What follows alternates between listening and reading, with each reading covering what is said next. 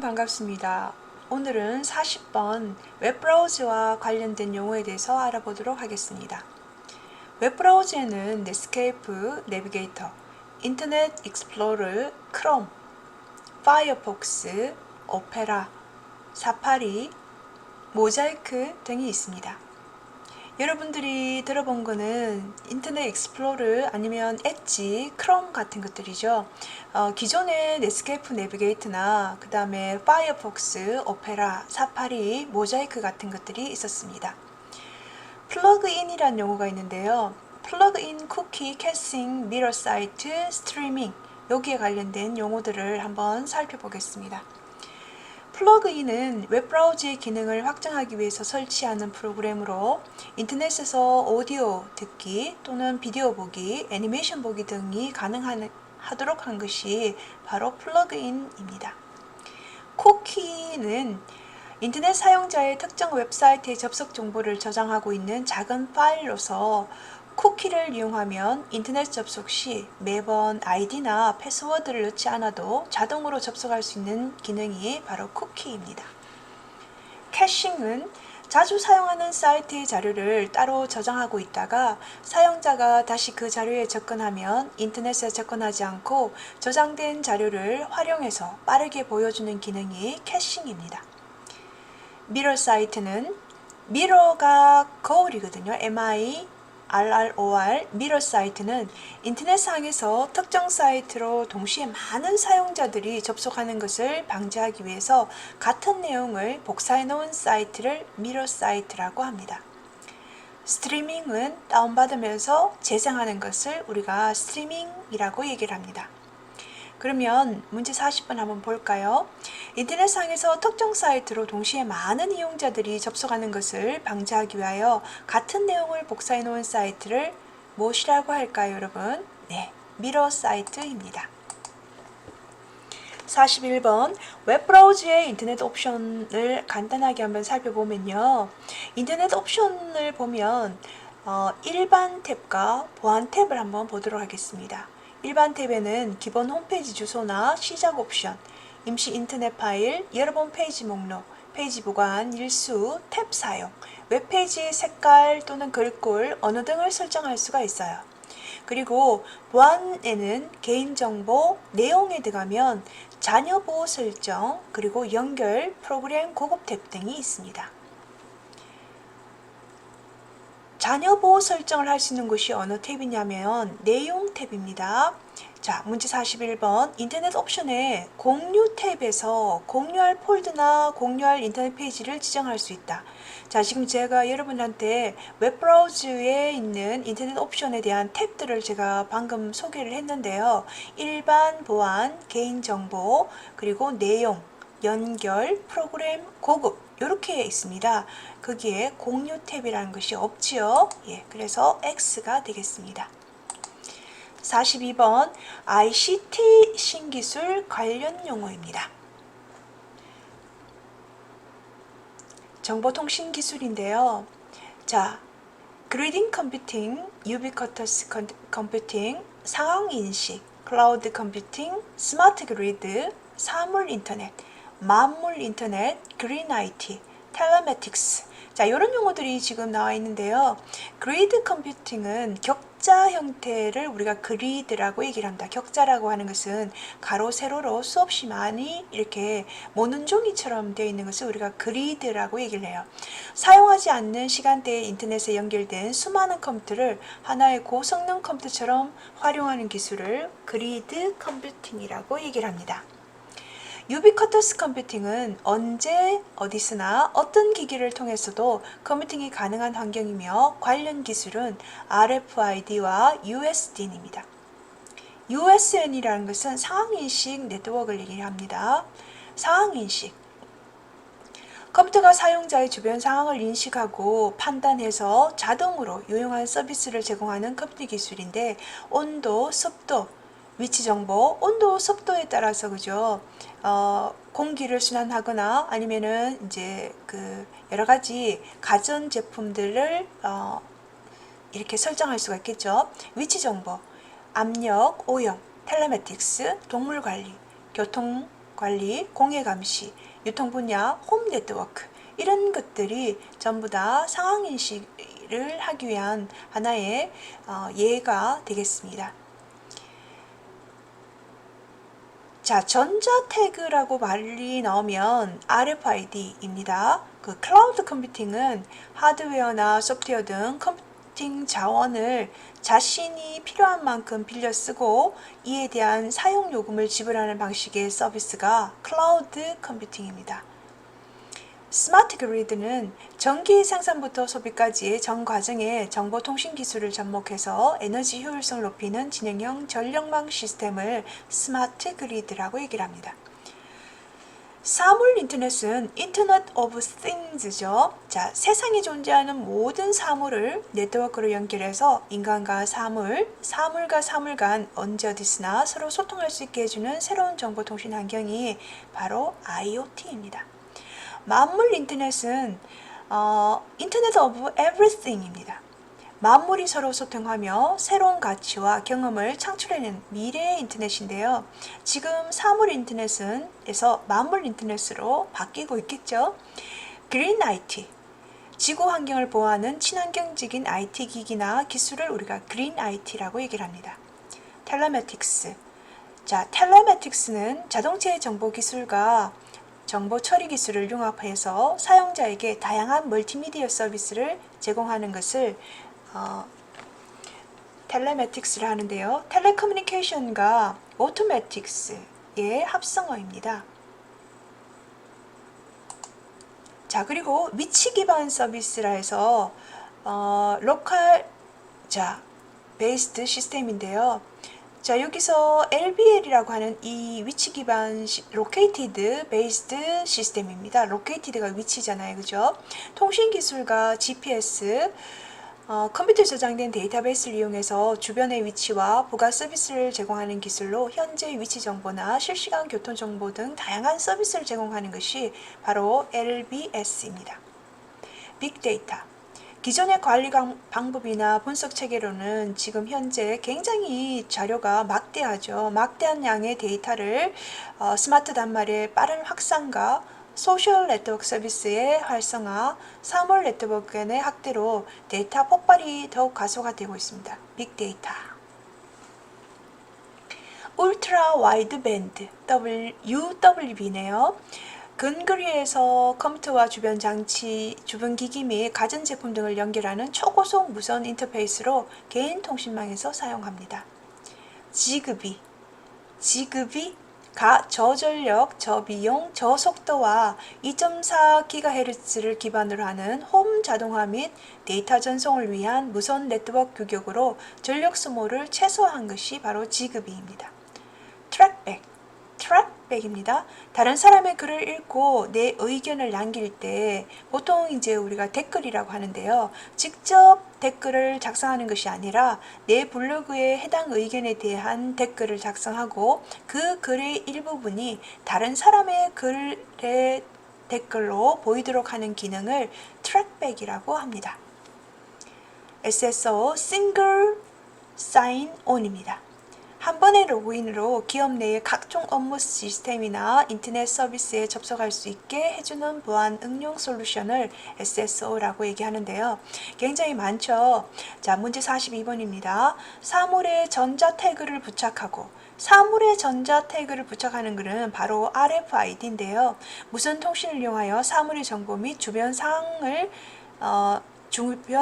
정보를 감지하는 센스 기술을 무엇이라 하는가? 지금 사물에 전자 태그를 부착하고 무선 통신을 이용해서 사물의 정보 및 주변 정보, 사물의 정보를 알아보는 것은 RFID고 주변 상황 정보를 감지하는 센스 기술은 아까 앞에서 얘기했던 상황인식 USN이라고 할 수 있는데요. 이것은 RFID와 USN이 정답일 수도 있습니다. 그래서 실제로 이 정답은 사물의 전자 태그를 부착하고 무선 통신을 사용하여 사물의 정보를 이렇게 알려주는 형태가 RFID, 그리고 미시니까 또는이잖아요. 그죠? 그리고 주변 상황 정보를 감지하는 센스 기술은 하나 USN인데요. 상황인식인데요. 복합적으로 얘기하면 RFID라고 얘기할 수가 있습니다. 43번 멀티미디어. 멀티미디어는 멀티플과 미디어의 합성어인데요. 자, 멀티미디어 특징은 디지털화, 양방향성, 비선형성, 정보의 통합성을 가지고 있습니다. 하이퍼텍스트라는 말은 문서와 문서가 하이퍼링크로 연결되어 있는 것을 하이퍼텍스트라고 얘기를 하고, 하이퍼미디어는 하이퍼텍스트와 멀티미디어를 합한 개념이 하이퍼미디어입니다. 하이퍼링크는 웹상에서 정보를 효과적으로 나타내기 위해 문서와 문서를 연결해서 관련된 정보를 쉽게 찾아볼 수 있도록 하는 기능이 바로 하이퍼링크입니다. 하이퍼텍스트, 하이퍼미디어, 하이퍼링크. 문제 43번. 정보 사이의 멀티미디어는 텍스트, 이미지, 사운드, 애니메이션, 동영상 등을 아날로그화시킨 복합구성 매체가 아니고 디지털화시킨 복합구성 매체입니다. 정답은 X가 되겠죠. 44번. 멀티미디어 그래픽 데이터와 그래픽 파일 형식입니다. 대표적으로 멀티미디어 데이터, 그래픽 데이터는 비트맵 방식과 벡터 방식이 있는데요. 비트맵 방식은 픽셀로 이미지를 표현하는 레스트 방식이라고도 얘기합니다. 그리고 이미지를 확대하면은 테두리가 이렇게 구불구불 거칠게 표현하는 계단 현상을 일어나는 것이 바로 비트맵인데요. 이 비트맵의 파일 형식으로는 BMP, JPG, GIF, PNG 같은 것들이 있어요. BMP는 윈도우즈 표준 비트맵 파일 형식으로 고해상도의 이미지를 표현할 수 있고 압축을 하지 않으므로 파일의 크기가 굉장히 큽니다. JPG는 사진과 같은 선명한 정지 영상을 표현하기 위한 국제 표준 압축 방식으로 손실 압축과 무손실 압축 기법 두 가지를 사용하는데요. 24비트 트루 컬러를 사용합니다. GIF는 인터넷 표준 그래픽 형식으로 8비트를 사용하는데요. 2의 8승이니까 256가지의 색깔을 표현할 수 있습니다. 그리고 애니메이션 표현이 가능하고 무손실 압축 기법을 사용하고 선명한 화질을 제공하며 배경을 투명하게 처리할 수가 있어요. PNG는 웹상의 이미지를 표현하기 위해서 제정한 그래픽 형식으로 무손실 압축 기법을 사용합니다. GIF 포맷의 문제점을 개선하기 위해서 고안된 것이나 애니메이션 지원은 되지 않습니다. 자, 여러분들이 이 비트맵이라고 하면 기본적으로 BMP, JPG, GIF, PNG 파일을 떠올리면 되겠습니다. 그리고 벡터 방식은 점과 점을 연결하는 직선이나 곡선을 이용하여 이미지를 표현하는 방식으로 이미지를 확대해도 테두리가 거칠어지지 않고 매끄러운 표현 방식입니다. 이것을 우리가 안티 엘리어싱이라고 이미지 자체가 거칠거칠한 것을 우리가 엘리어싱이라고 하죠. 파일의 형식은 AI, CDR, WMF, DXF 이런 것들이 벡터 방식의 파일입니다. 문제 44번을 볼까요? 그림은 픽셀의 2차원 배열로 구성이 되는데요. 한 픽셀의 크기가 만약에 4비트라고 할 때 한 픽셀은 몇 가지 색을 표현할 수 있을까요? 입니다. 자, 앞에서 아까 얘기했듯이 GIF가 8비트니까 2의 8승이라고 했죠. 그러면 이것은 4비트 형식으로 나타난다고 했으니까 2의 4승이면 여러분 얼마예요? 2의 4승 2 곱하기 2 곱하기 2 곱하기 2니까 16가지 색깔을 표현할 수가 있습니다. 45번 멀티미디어 오디오 데이터가 있는데요. 자, 오디오 데이터는 지금 웨이브나 미디나 mp3 이를 이제 설명할 수가 있는데 웨이브 파일은 .wav로 확장자가 나가죠. 아날로그 형태의 소리를 디지털 형태로 변형하는 샘플링 과정을 통해서 작성된 데이터가 바로 웨이브 파일입니다. 미디라고 하는 것은요, 음성이나 효과음이 저장이 불가능하고 연주 정보만 이렇게 저장되어 있어서 크기가 작은 형태의 파일이 미디 파일입니다. mp3 파일은 MPEG-1의 압축 기술을 이용하여 음반 CD 수준의 음질을 유지하면서 용량을 12분의 1의 크기로 압축할 수 있는 것이 바로 mp3입니다. 샘플링은 앞에서 나왔듯이 음성, 영상 등의 아날로그 신호를 일정한 간격으로 측정을 해서 그 값을 디지털화하는 작업으로 아날로그 신호를 디지털 신호로 변환하는 과정 중에 한 단계가 바로 샘플링입니다. 자, 그러면 문제 45번에 연속적 소리 신호인 아날로그는 연속적이죠. 아날로그 신호를 일정한 간격으로 측정을 해서 그 값을 디지털화 시키는 작업을 무엇이라고 할까요? 네, 샘플링이라고 얘기를 합니다. 46번 멀티미디어 엠페그 규격을 한번 알아보겠습니다. 엠페그라고 하는 것은 바로 엠페그 1, 엠페그 2, 엠페그 4, 엠페그 7, 엠페그 21이 있는데요. 이 5가지 이 숫자 중에서 숫자가 클수록 가장 최신의 정보 기술입니다. 자, 엠페그 1은 CD와 같은 고용량 매체에서 동영상을 재생할 수 있는 것이 엠페그 1입니다. 동영상이죠, 그죠? 동영상을 재생하기 위한 거고, 아까 JPEG 같은 거는 정지 영상, 정지 화면을 나타낸 거예요. 엠페그 2는 차세대 텔레비전 방송이나 ISBN 케이블망 등을 이용한 영상 전송을 위해서 제작되었고, DVD나 하이덴시티 TV, HD TV, 위성 방송 등이 있습니다. 그리고 엠페그4는 통신이나 PC 방송 등을 결합하는 복합 멀티미디어 서비스의 통합 표준을 위한 것으로 IMT 2000 환경하에서 영상정보 압축 전송이 필수적인 요소로 인정받고 있었어요. 그리고 엠페그7은 멀티미디어 정보 검색이 가능한 동영상, 데이터 검색 및 전자상거래 등에 사용되도록 개발이 되었습니다. 그리고 마지막으로 엠페그 21이 있는데요. 이 21은 디지털 컨텐츠 제작이나 유통, 보안 이렇게 전 과정을 관리할 수 있는 기술이 엠페그 21입니다.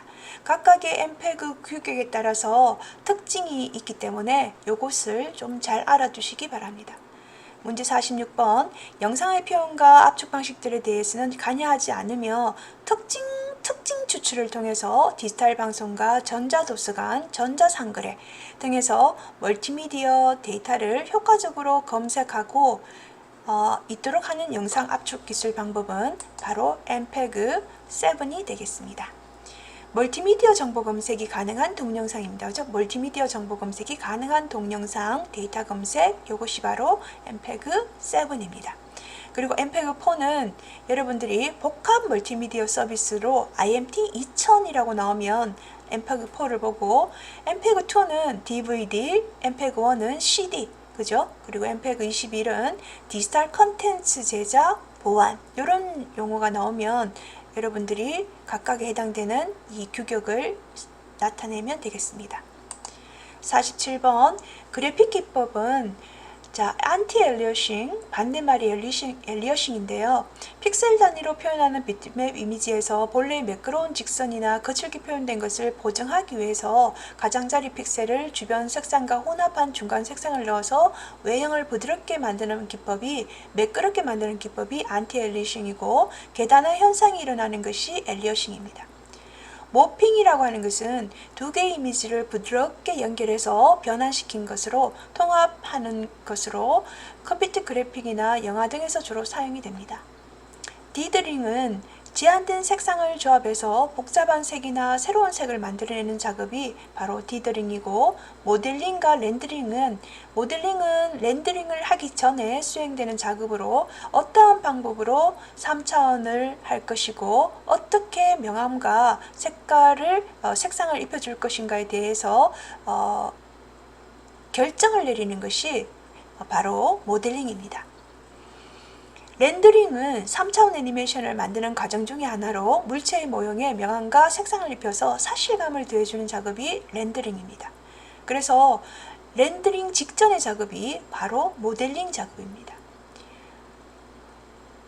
그 다음에 클레이메이션이라고 하는 것은 클레이가 찰흙인데요. 점토나 그리고 애니메이션의 합성어입니다. 클레이메이션은 점토나 찰흙 등의 점성 있는 소재를 이용해서 인형을 만들고 소재의 점성을 이용해서 조금씩 변형된 형태로 만들어서 촬영하는 형식의 애니메이션 기법을 클레이메이션이라고 얘기를 합니다. 인터레이싱은 그림 파일을 표시하는 데 있어서 이미지의 대략적인 모습을 먼저 이렇게 보여주고 난 다음에 점차 세세한 모습을 보여주는 것이 바로 인터레이싱입니다. 메조틴트라고 하는 것은 무수히 많은 점과 선으로 이루어진 것이 이미지로 만드는 것이 메조틴트입니다. 솔러리제이션이라고 하는 것은 마찬가지로 필름을 일시적으로 빛에 노출시켜서 반전된 것처럼 표현하는 것이 솔러리제이션입니다. 다양한 그래픽 기법들이 있죠. 자, 문제 47번을 보겠습니다. 두 개의 이미지나 3천 모델 간에 부드럽게 연결해서 서서히 변하는 모습을 보여주는 기법을 우리가 모핑이라고 얘기를 했습니다. 48번 컴퓨터 범죄와 컴퓨터 바이러스입니다. 컴퓨터 범죄란 컴퓨터 및 통신 기술을 이용해서 저지르는 불법적, 비윤리적인 범죄를 우리가 컴퓨터 범죄라고 하는데요. 바이러스의 기능적인 특징에는 복제, 은폐, 파괴 기능이 있습니다. 바이러스를 예방하는 방법은 다운로드 또는 외부에 복사한 파일은 바이러스 검사를 수행한 후에 사용하는 것이 적절하겠죠. 그리고 외부의 불법적인 침입을 막을 수 있도록 방화벽을 설정을 해야 됩니다. 그리고 최신 버전의 백신 프로그램을 사용해서 주기적으로 바이러스 검사를 수행하는 것이 좋고요. 네 번째는 발신자가 불분명하거나 의심이 가는 메일은 열어보지 않고 삭제하는 것이 좋습니다. 그 다음 마지막으로 공유 폴더에 있는 파일은 읽기 전용으로 지정을 합니다. 48번인데요. 컴퓨터 바이러스의 기능적 특징에는 복제, 치료, 은폐, 파괴 기능이 있다. 여기 두 번째 있는 치료 기능이 아니죠. 그죠? 예, 그래서 X가 되겠습니다. 49번 보안 위협의 유형과 위협의 구체적인 형태를 한번 알아보겠습니다. 보안 위협의 유형은 네 가지가 있는데요. 가로막기, 가로채기, 수정, 위조. 가로막기는 인터럽션이라고 얘기하는데요. 가로막기를 할 때 데이터의 정상적인 전달을 가로막아서 흐름을 방해하는 행위를 바로 가로막기라고 얘기를 합니다. 정보의 가용성을 저해합니다. 그리고 가로채기는 인터셉션을 얘기하는데요. 인터셉션, 송신된 데이터가 수신지까지 가는 도중에 몰래 보거나 도청해서 정보를 유출하는 행위로 정보의 기밀성을 보안의 기밀성을 저해합니다. 그리고 수정, 모디피케이션이죠. 전송된 데이터를 원래의 데이터가 아닌 다른 내용으로 바꾸는 행위를 바로 수정이라고 얘기하고 변경이라고 하기도 하고 변조라고 얘기도 합니다. 보안의 무결성을 저해합니다. 위조, 패브리케이션이죠. 패브릭, 자 마치 다른 송신자로부터 데이터가 송신된 것처럼 꾸미는 행위를 위조라고 하는데요. 보안의 무결성을 저해합니다. 자, 그래서 여러분들이 보안 위협의 유형으로 가로막기, 가로채기, 수정, 위조에 대한 용어도 알고 있을 뿐 아니라 그 뒤에 보안의 가용성이나 그리고 보안의 기밀성, 그 다음에 보안의 무결성에 관련된 것도 알아두시기 바랍니다. 위협의 구체적인 형태는요, 멀웨어가 있어요. 멀웨어라고 하는 것은 해를 끼칠 목적으로 개발된 프로그램의 악성 코드를 우리가 멀웨어라고 얘기하잖아요. 그죠? 그리고 지금 웜이 있는데요. 네트워크를 통해서 연속적으로 자신을 복제하여 시스템의 부하를 높여서 결국 시스템을 다운시키는 것을 웜이라고 얘기합니다. 트로이 목마가 있는데요. 정상적인 기능을 하는 프로그램으로 가장을 해서 프로그램 내에 숨어 있다가 해당 프로그램이 동작할 때 활성화되어서 부작용을 일으키는 것이 바로 트로이 목마입니다. 멀웨어의 종류로서 이런 것들을 볼 수가 있겠죠. 그리고 스니핑이 있는데요. 엿보기라고 얘기를 할 수 있어요. 스니핑은 네트워크 주변을 지나다니는 패킷을 엿보면서 계정과 패스워드를 알아내는 행위가 바로 스니핑입니다. 스컹크를 생각하면 돼요. 스푸핑은 눈속임을 얘기하는데요. 어떤 프로그램이 정상적으로 실행되는 것처럼 속임수를 사용하는 행위를 스푸핑이라고 얘기합니다. 자, 그 다음에 백도어나 트랩도어가 있는데요. 시스템에 무단 접근하기 위한 일종의 비상구로 사용하는 것이 백도어나 트랩도어, 트랩이라는 것은 하나의 속임수를 얘기합니다. 자, 그 다음에 서비스 거부 공격인데요. 우리가 도스라고 하죠. 그죠? 도스. 여러 대의 컴퓨터를 이용해서 대량의 컴퓨터를 특정한 서버에 집중적으로 전송함으로써 서버의 정상적인 기능을 방해하는 행위로 분산 서비스 거부라고 얘기합니다. 분산 distributed service deny가 되겠죠. 예. 그리고 피싱. 피싱은 금융기관을 가정한 이메일을 발송한 후에 메일에 있는 인터넷 주소를 클릭하면 허위 은행 사이트로 유도하여서 개인 금융 정보를 빼내는 행위를 피싱이라 하고, 요즘은 스미싱이라 해서 텍스트 메시지로 이렇게 그 URL을 보내서 사용하는 그런 행위가 스미싱도 있습니다. 드로퍼. 컴퓨터 사용자가 모르는 사이에 바이러스나 트로이 목마 프로그램을 사용자 이 컴퓨터에다가 설치하는 프로그램이 바로 드로퍼가 되겠습니다. 피기배킹은, 피기가 아기 돼지거든요. 배킹은 이제 등에 업고 가는 건데요. 피기배킹, 정당한 사용자가 정상적으로 시스템을 종료하지 않고 자리를 떠났을 때 비인가된 사용자가 바로 그 자리에서 계속 작업을 수행한 다음에 불법적인 접근을 행하는 범죄 행위입니다. 해킹, 컴퓨터 시스템에 불법적으로 접근 침투해서 시스템과 데이터를 파괴하는 행위죠.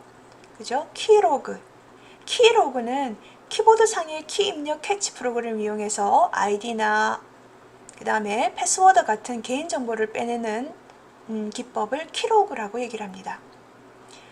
혹스가 있는데요. 혹스. 이 혹스는 실제로는 악성 코드로 행동하지 않으면서 겉으로는 악성 코드인 것처럼 가장하여 행동하는 소프트웨어를 혹스라고 합니다. 스파이웨어. 적절한 사용자 동의 없이 정보를 수집하는 프로그램 또는 적절한 사용자 동의 없이 설치되어 불편을 야기하거나 사생활을 침해할 수 있는 프로그램이 바로 스파이웨어입니다. 자, 여러가지 지금 바이러스에 관련된 용어들이 많이 나오는데요. 자, 문제 49번. 네트워크 주변을 지나다니며 패킷을 엿보면서 계정이나 아이디와 패스워드를 알아내는 보안 위협의 행위를 바로 아까 전에 스니핑이라고 얘기를 했습니다. 정답은 바로 스니핑이 되겠네요. 자, 이상으로 컴퓨터 일반에 대한 설명을 마치도록 하겠습니다. 수고하셨습니다.